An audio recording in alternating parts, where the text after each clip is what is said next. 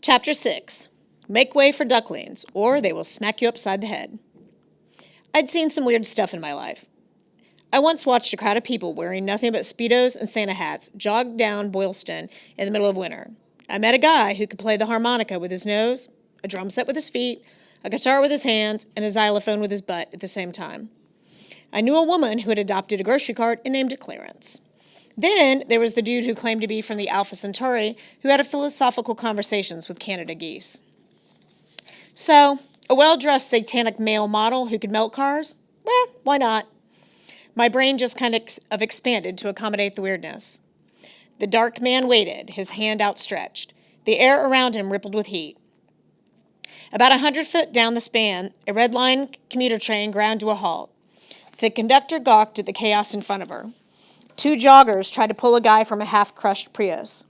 The lady with the double stroller was unfastening her screaming kids, the stroller's wheels having melted into ovals.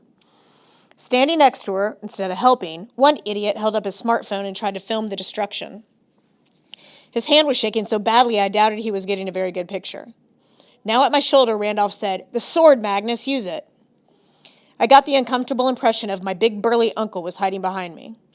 The dark man chuckled.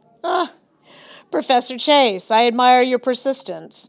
I thought our last encounter would have broken your spirit, but here you are, ready to sacrifice another family member. Be quiet, sir.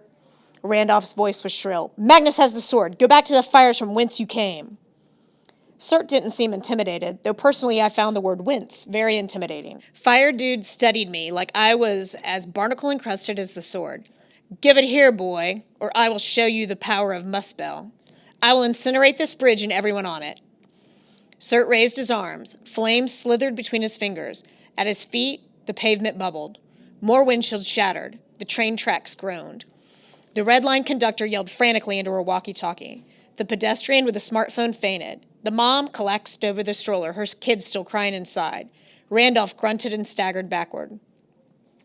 Sirt's heat didn't make me pass out. It just made me angry. I didn't know who this fiery jackhole was, but I knew a bully when I met one. First rule of the streets, never let a bully take your stuff. I pointed my once might have been sword at Sirt. Cool down, man. I have a corroded piece of metal and I'm not afraid to use it. Sirt sneered. Just like your father, you are no fighter. I clenched my teeth. Okay, I thought, time to ruin this guy's outfit. But before I could take action, something whizzed past my ear and smacked Sirt in the forehead.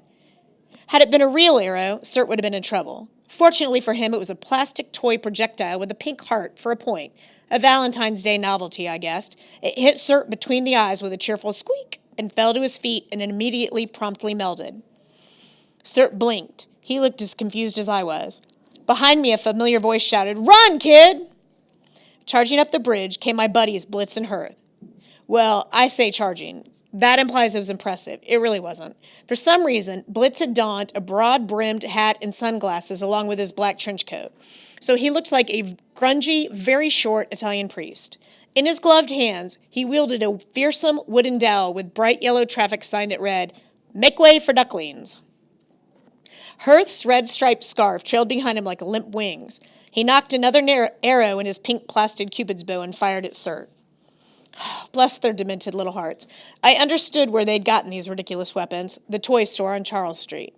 I panhandled in front of that place sometimes, and they had their stuff in the window display. Somehow, Blitz and Hearth must have followed me here. In their rush, they'd done a smash and grab of the most deadly objects. Being crazed homeless guys, they hadn't chosen very well. Dumb and pointless, you bet. But it warmed my heart that they wanted to look out for me. "We'll cover you," Blitz charged by me. "Run!" Sirt hadn't been expecting it attacked by lightly armed bums. He stood there while Blitz smacked him across the head with the "Make way for ducklings" sign. Hearth's next squeaky arrow misfired and hit me in the butt. "Hey!" I complained. Being deaf, Hearth couldn't hear me. He ran past me into battle, thwacking Sirt in the chest with his plastic bow. Uncle Randolph grabbed my arm. He was wheezing badly. "Magnus, we have to go, now!"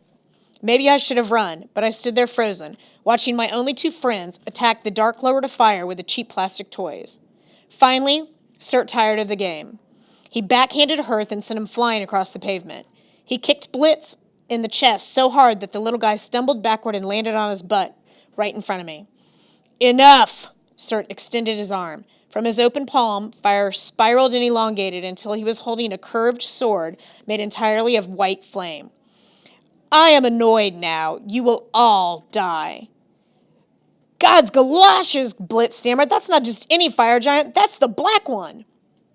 As opposed to the yellow one, I wanted to ask. But the sight of the flaming sword kind of stifled my will to joke. Around Surt, flames began to swirl. The firestorm spiraled outward, melting cars to slag heaps, liquefying the pavement, popping rivets from the bridge like champagne corks. I'd only thought it was warm before. Now, Surt was really turning up the temperature. Hearth slumped against the railing from 30 feet away. The unconscious pedestrians and trapped motorists wouldn't last long either. Even if the flames didn't touch them, they would die from asphyxiation or heat stroke. But for some reason, the heat still didn't bother me. Randolph stumbled, hanging off my arm with his full weight. Blitz, I said, get my uncle out of here. Drag him if you have to.